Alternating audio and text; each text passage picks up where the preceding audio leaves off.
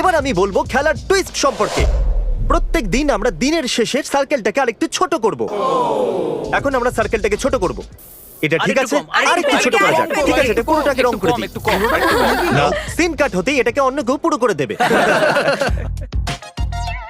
নতুন সার্কেলকে দেখার পর কিছু লোকের মনোবল ভেঙে গেল। ও ও জিমি জিমি তাহলে তুমি এখন এর সাথে রক পেপার সিজার্স খেলবে, আর হেরে গেলে তুমি আউট হয়ে তুমি যাবে। আর কি করছো নাকি? Rock paper scissor shoot. একবার ভাবুন, রক পেপার সিজার্স এর মতো সরল গেমে $5 লাখ হারলে কেমন লাগবে। এত ডলার হারার এটা সবথেকে বাজে পদ্ধতি। তারপর অনেকেই বাইরে আসতে লাগলো। অনেকেই তো এরকম ছিল যে সার্কেলের ভেতরে 2 দিনের বেশি টিকতে পারলো না। এই মেয়েটা এখানে সিরিয়াল বক্সের উপর শুয়ে আছে। অদ্ভুত। এটা দ্বিতীয় দিনের রাত্রি, আর কাল সবাইকে বিরক্ত করার কথা ভেবেছে।